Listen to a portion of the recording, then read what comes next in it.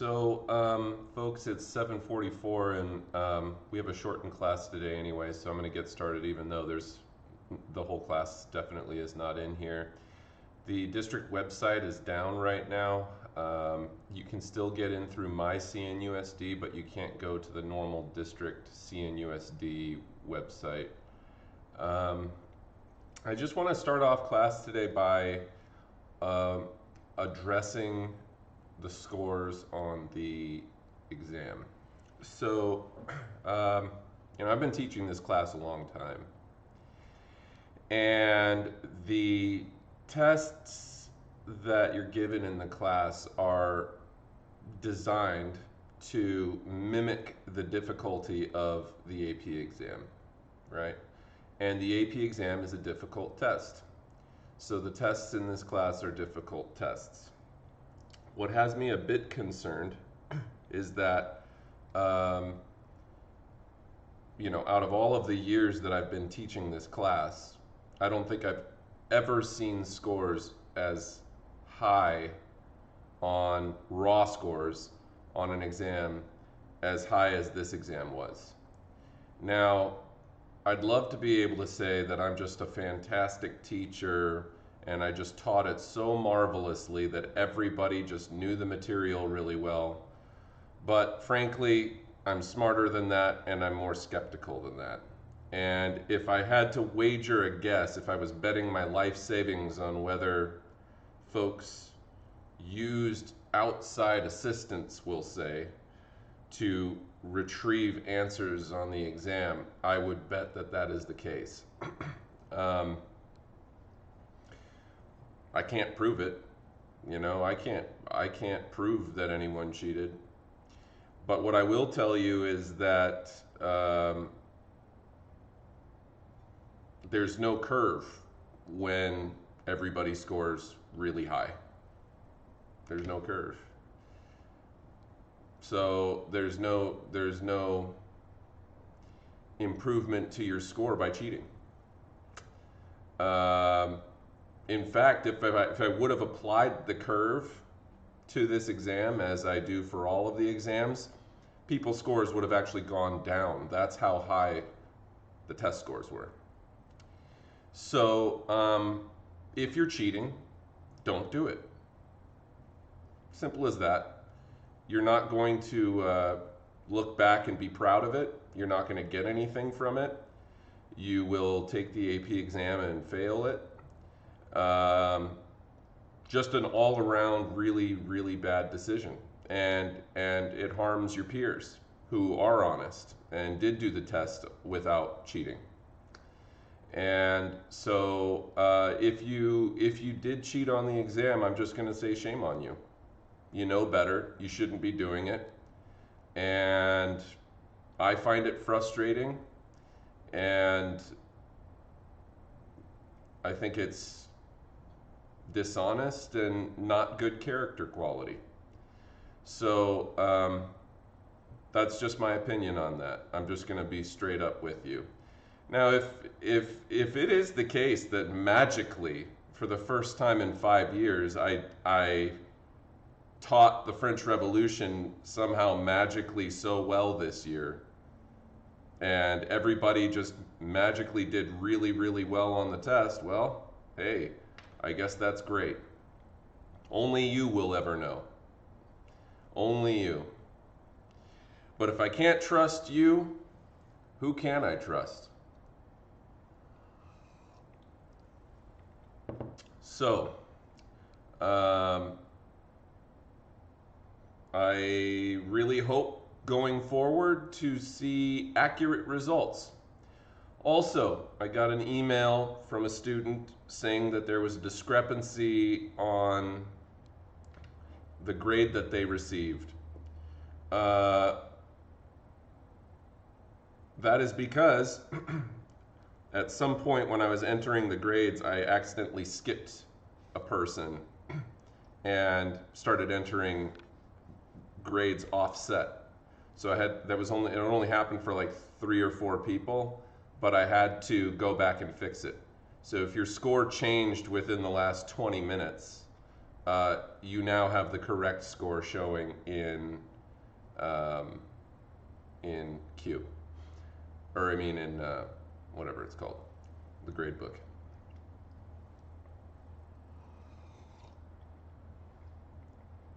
Any comments on that?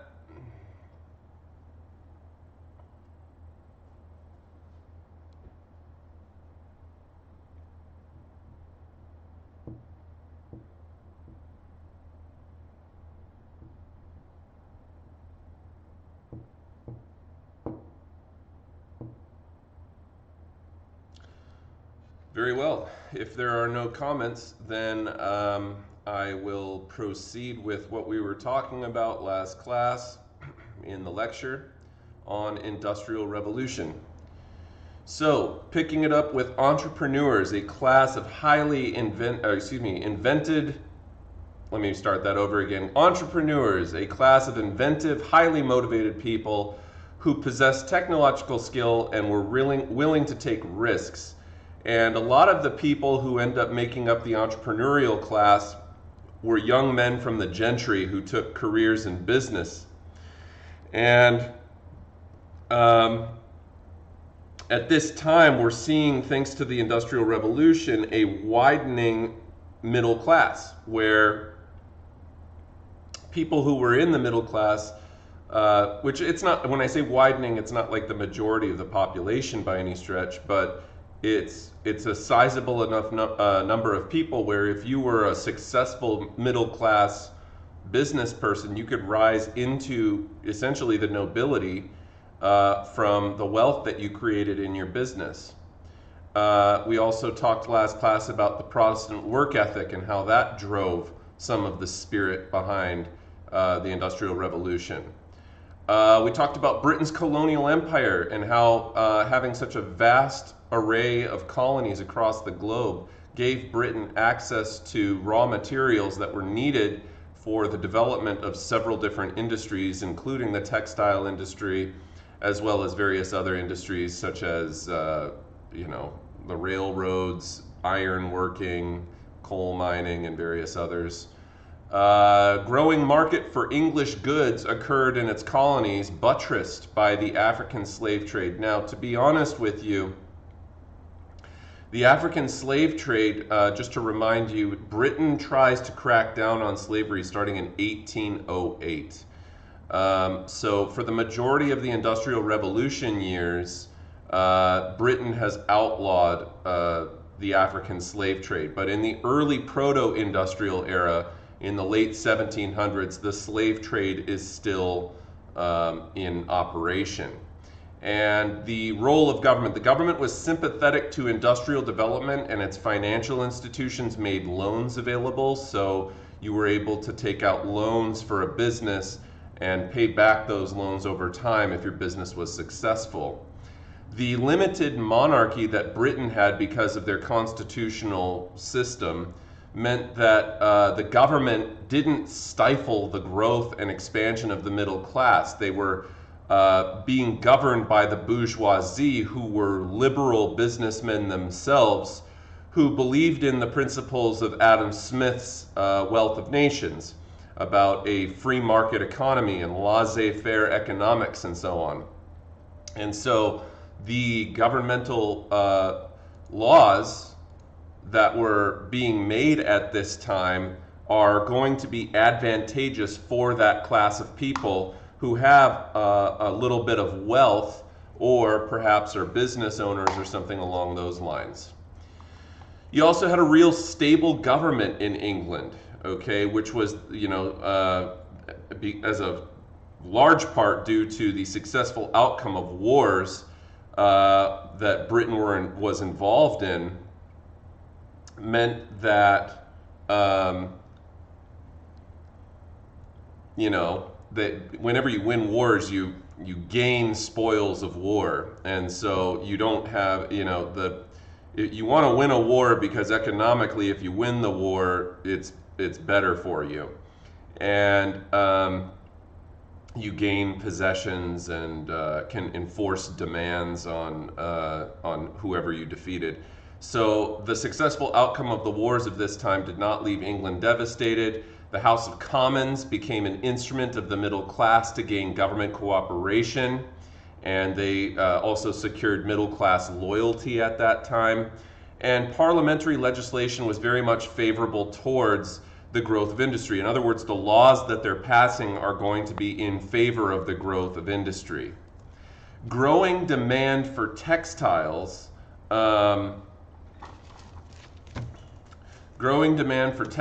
led to the creation of the world's first large factories in Manchester. A constant shortage of thread in the textile industry focused attentions on ways of improving spinning, because the only way that you can make fabric is if you have the thread to weave the fabric. And they were constantly low on thread because that was really the bottleneck of the entire process. Spinning thread or making fibers into weavable thread is the most time-consuming and labor-intensive part of the process of creating textiles. And so that was the part that they needed to focus on in order to really unlock the efficiency of textiles being machine-made in factories. Proto-industrialization had facilitated increased production, and the steam engine's application to textile production was probably the key event of the Industrial Revolution, because as soon as they start to learn how to use steam engines to operate, spinning machines and looms and various other things that you find, machines that you find in factories, it meant that they were able to divorce themselves from dependence on a water source. Previously, before the steam engine was widespread, they had to build factories along the coasts of rivers so that the flowing water would operate as a natural power source for the mill, which was connected to all the other machines in the factory via a bunch of conveyor belts and other things like that. It was actually quite dangerous. Anyhow, the steam engine makes it so that they don't have to build those factories along rivers anymore. And you also have metallurgical industries flourishing as they provide the machinery, because a lot of these machines are made out of metal, iron ore. So here is Manchester in 1851. Now, just to give you a little bit of background on this painting here, it's a rather unusual painting. It's kind of it's an interesting style of art. This is considered romantic art, and this is like a late romantic. It's right on the verge of romantic versus realistic. Okay, the two major art themes of the 19th century, the 1800s, just to talk a little bit about art here this morning. The two major art movements that occurred during the 1800s were the Romantic period, okay, the Romantic period, and then the Realist art movement. So the Romantic period of art lasts from 1800 to about 1850, and then the Realist one lasts from about 1850 to 1890, roughly, somewhere in that area. Mochi, you're being so sweet today. So, this is an interesting piece because if you look at it, on one hand, it almost looks in the foreground, almost kind of like a Rococo piece a little bit, because you have kind of this, unusual, like natural beauty in the foreground. And then in the background, it's really unusual. You have this unusual looming industrial, like urban center, spewing coal smoke out into the air. And when you really think about that for a second, it's kind of an interesting juxtaposition of art. Because to be honest with you, there's very little to be said by way of beauty in in regards to urban centers. They're disgusting. Okay, they pollute everything. They're rife with disease, and just are a blight. They are disgusting. Okay. You have all sorts of crime and pollution and disease and overcrowding and noise, and it's not nice. Okay, there's nothing nice about it, really. And so, that we see in this piece here almost a glorification or a beautification of this urban center that's kind of looming in the background comparative to the foreground here, which is really, has a lot of natural beauty to it. It's an interesting picture, to say the least. And I'd like to take a minute to diverge from the PowerPoint for a moment. I'm going to show you these pictures real quick first. These are very low quality images, I apologize, but it gives you an idea of kind of what it looks like. You have to understand that early urban areas, guys, when industrialization hits, it hits like a storm. It happens relatively quickly. And these cities were not built to accommodate rapid growth, okay? Rapid population growth or rapid, building growth and so on. And when you look at a map, I'm just going to diverge a little bit here because I'd like to point some things out to you. Urban planning becomes a thing thanks to the Industrial Revolution. Prior to the Industrial Revolution, if we go in and let me just go to Google Maps here. Let me go to London. All right, so here's an overhead map of London, and I want to draw your attention to some features here, okay? When we look at London and we zoom in here on the streets, okay? Take a look at the streets of London, all right? They are really all over the place, okay? I always thought to myself, I don't know how cab drivers found their way across England in a time where they didn't have, Google Maps or GPS or whatever, because it's really, really hard to find your way around. Look at these streets here. Look at how these streets go. Well, we're going to build a road from right here to there, and then it's going to stop, and then we're going to have this one turn this way, and then we're going to go over this.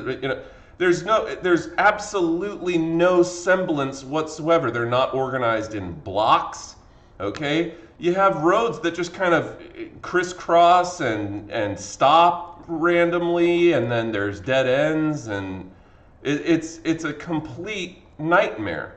By the way, in case you were wondering, remember I told you about the Battle of Trafalgar being right next to the National Gallery. Here's Trafalgar Square. In case you wanted to know, this is called Nelson's Column. This is what it looks like here. In case you didn't know you could do this, you drop the little guy on here. This is what Trafalgar Square looks like. This is what I was telling you about, and that's the National Gallery right there. That's one of the most famous art museums in all of England, and it's right in front of this massive plaza that commemorates the Battle of Trafalgar in 1805. And at the top of this, you can't see him very well, but at the top of this small spire is Horatio Nelson, hero of England during the Napoleonic Wars. And so this is named after the Battle of Trafalgar in 1805, and you can go and visit it one day when you go to London. The reason that I'm showing you the streets here is because the streets themselves are in many cases quite narrow, and as these cities start to expand, they take on kind of an unusual form. because they have to build out and around the city. Now, if you take a look at the major freeways in yellow here on this map, you'll notice that they almost form kind of a spider web shape, okay? You can see an outermost ring here, okay? You see a big ring here. There's another inner more ring here, and then there's an even further inner ring here, and then there's roads that kind of jut out from the middle out to the outer rings. So it takes on the shape of a spider web, okay? Now I want you to think about that for a second, okay? How it looks like a spider web, and the roads all go towards the center, okay? And then I want you to take a look at this map of Los Angeles, okay? And I want you to notice how unbelievably different it is when a city is built in a post-industrial revolution age, because they apply modern understandings of urban planning. First of all, look at the roads, okay? Notice how all the roads form blocks, okay? They're all parallel with one another or perpendicular to one another, however you're describing them, okay? And notice the freeways. Now, the Los Angeles freeway system is not oriented like a spider web. It doesn't go in concentric rings further and further out from the city center. Rather, we have a grid of freeways that run north and south, east and west, and in some cases, kind of like northwest to southeast, okay? And so like the 405 runs northwest to southeast along the coast, as does the 5 freeway, and so on. But most of them you'll see pretty much run east and west here, okay, or north and south. So it creates a giant tic-tac-toe grid of never-ending freeways, and that allows for urban sprawl to manifest in a different way, where the conditions are slightly less crowded and stuff like that.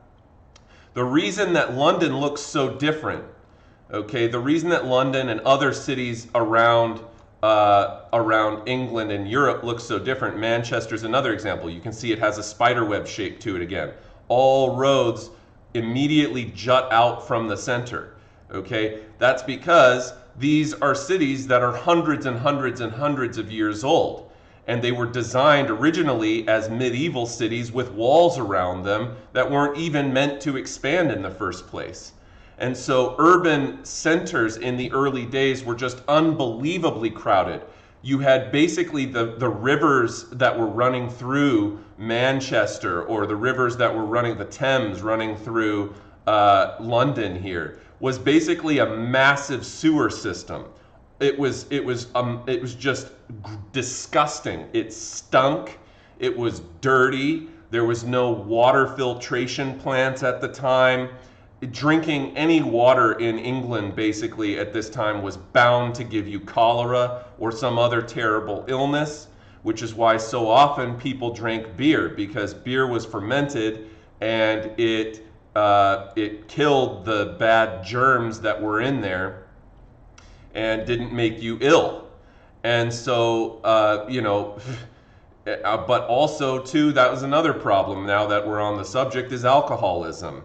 When people were living and working in these urban areas, their lives are miserable and depressing, and they start to drink alcohol to alleviate their stress. But of course, what they don't realize is they're basically, imagine if you had a headache, and then to fix your headache, you took a hammer and started hitting yourself in the head with it. Okay, alcoholism is going to add more problems, not alleviate them. So what ends up happening is people start drinking gin. In particular, gin is a alcoholic liquor of sorts that's made out of a thing called juniper berries, and juniper berries grow in England, and so they would ferment the juniper berries into gin, and people would be drinking. And of course, if you're drinking on the job, you're going to get fired, and now you're drinking on the streets and you're causing crime, and it's a complete and utter mess in the early days of the Industrial Revolution. And that's another thing that we really need to point out about the Industrial Revolution, is that when nations first begin to industrialize, as with England, as with America, and now with more modern examples of rapidly industrializing places such as India and other places like that. And India is, of course, completely industrialized, but their massive population has created a lot of the same problems that Britain and America had back in the early 1800s, which is that when industrialization first hits, we actually see a decline in the lifespan of people, okay? Particularly people living in urban areas. Whereas previously, if you were living as a peasant out in the countryside and eating relatively well, you probably were, if you made it to adulthood, if you made it to about 18 years old, you'd stand a real good chance of living into your 60s or 70s, okay? Not so after the Industrial Revolution hits. People's life expectancies drop significantly. And I think I even have that on here. If you take a look at this, the average date of death of people living in rural areas, of the gentry class, the farmer class, and the laborer class, look at this, rural areas, 52, average age at death. Average age at death for a farmer, 41. And this is, remember, this is counting infant deaths, which were far more common. If we were to be looking at this and exclude the data from people 18 and younger, or 17 and younger, these numbers would be even higher, because the vast majority of deaths of people happen in childhood during these days in a pre-medical advancement time. Look at the industrial districts. Average life expectancy for a laborer in Manchester is 17 years old. That means that most of you in this class would be approaching the average life expectancy by the time you hit your junior or senior year of high school. All right? Think about that for a second. That means that the conditions living in the cities were so bad that it caused basically life expectancies to drop in half comparative to, say, Rutland, okay, compared to an urban area like Manchester. All right, so life expectancies drop. Now, over time, as the Industrial Revolution continues to proliferate, new reforms are made, new laws are made, safety laws are made, health regulations get passed, and various other things that offer some more protections to the vulnerable population living in these urban areas. So we actually, if we were to look at a graph of, of kind of what happens when Industrial Revolution hits in terms of life expectancy, okay, so, whoops. So there's that, and then we'll do another line here. Okay, if we were to draw on here kind of what this looks like, if this over on this side is life expectancy, and this down over here is the length of time of industrialization, okay, what we see over time is when industrialization first hits, let me do this now. When industrialization first hits, what we see happen is actually a decline in lifespans, and then over time they start to go up. Okay, this is kind of what happens in the Industrial Revolution. Life expectancies dip at first when let's say Industrial Revolution starts right here. We see a rapid decline in life expectancy, and then over time, thanks to new reforms being passed by government, that implement building codes and health codes and other things like that, new laws, the life expectancy then starts to go back up and actually exceeds where it was in a pre-industrial time eventually.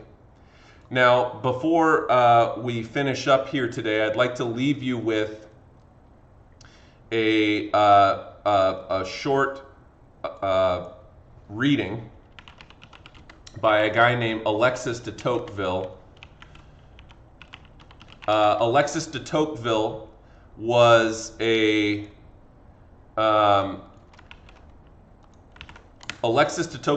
French French traveler and philosopher of sorts. And Alexis de Tocqueville documented his trip to Manchester, okay? And I want you to just follow along as I read this here, okay? This was from July 2nd, 1835. So this is right after we start to see factories really come into full swing in Manchester. And he writes in his journal, "Peculiar character of Manchester, the great manufacturing city for cloth, thread, cotton, as is Birmingham for iron, copper, steel. Favorable circumstances, 10 leagues from the largest port in England, which is the best placed port in Europe for receiving raw materials from America safely and quickly. Another favorable circumstance, close by the largest coal mines to keep the machines going cheaply. 25 leagues away, the place where the best machines in the world are made. 3 canals and a railway quickly carry the products all over England and all over the whole world. The employers are helped by science, industry, the love of gain, and English capital. Among the workers are men from a country where the needs of men are reduced almost to those of savages, okay? And who can work for a very low wage and so keep down the level of wages for English workmen who wish to compete to almost the same level. So there is the combination of the advantages of a rich and of a poor country, of an ignorant and an enlightened people, of civilization and barbarism, like barbarians. So it is not surprising that Manchester already has 300,000 inhabitants and is growing at a prodigious rate. 30 or 40 factories rise on the tops of the hills I have just described. Their 6 stories tower up. Their huge enclosures give notice from afar of the centralization of industry. The wretched dwellings of the poor are scattered haphazardous around them. Round them, and I want you to just think about Alexis de Tocqueville was an amazing writer, and I want you to just think about how illustrative he uses language here to paint a picture in your head of what's happening, okay, when Manchester is expanding. Just listen to what he says here. Round them stretches land uncultivated, but without the charm of rustic nature, and still without the amenities of a town. And when he says land uncultivated, think about scratched up earth that is like ready to build something on, but hasn't been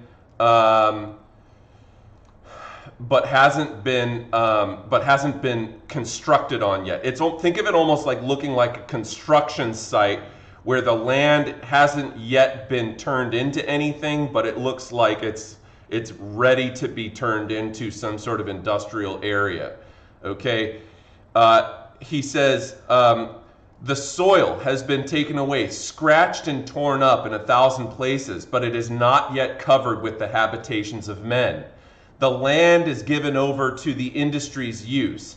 Heaps of dung, rubble from buildings, putrid, stagnant pools are found here and there among the houses and over the bumpy, pitted surfaces of the public places. No trace of surveyor's rod or spirit level. Amid this noisome labyrinth, this great somber stretch of brickwork From time to time, one is astonished at the sight of fine stone buildings with Corinthian columns. It might be a medieval town with the marvels of the 19th century in the middle of it. But who could describe the interiors of these quarters set apart, a home of vice and poverty, which surround the huge palaces of industry and clasp them in their hideous folds? On the ground below the level of the river and overshadowed on side by immense workshops stretches marshy land, which widely spaced muddy ditches can neither drain nor cleanse. Narrow twisting roads lead down to it. They are lined with one-story houses whose ill-fitting planks and broken windows show them up even from a distance as the last refuge a man might find between poverty and death. Nonetheless, the wretched people reduced to living in them can still inspire jealousy of their fellow beings, because below some of their miserable dwellings is a row of cellars to which a sunken corridor leads. 12 to 15 human beings are crowded pell-mell into each of these damp, repulsive holes. The fetid, muddy waters, stained with 1,000 colors by the factories they pass of one of the streams I mentioned before, wander slowly around this last refuge of poverty. They are nowhere kept in place by quays. Houses are built haphazard on their banks. Often from the top of their steep banks, one sees an attempt at a road opening out through the debris of earth, and the foundations of some houses or the recent ruins of others. It is the sticks of this new Hades. A sort of black smoke covers the city. The sun seen through it is a disk without rays. Under this half daylight, 300,000 human beings are ceaselessly at work. 1,000 noises disturb this damp, dark labyrinth, but they are not at all the ordinary sounds one hears in great cities. The footsteps of a busy crowd, the crunching wheels of machinery, the shriek of steam from boilers, the regular beat of the looms, the heavy rumble of carts, those are the noises from which you can never escape in the somber half-light of these streets. From this foul drain, the greatest stream of human industry flows out to fertilize the whole world. From this filthy sewer, pure gold flows. Here, humanity attains its most complete development and its most brutish. Here, civilization works its miracles, while civilized man is turned back almost into a savage. So this is, I think, probably one of the most unbelievable descriptions of what early industrialization brought to England. And it gives you a very clear and almost, very illustrative. That's the only word I can think of. Just very. It allows you to just really picture what this guy was seeing as he traveled through Manchester for the first time. So that is where I wanted to get to for today. I will be putting up new questions to answer from the Chapter 20 reading guide, which will be due on Tuesday because we have a 3-day weekend, is my understanding. So please do get those questions done and hand them in by Tuesday morning. Other than that, have a wonderful weekend, and we'll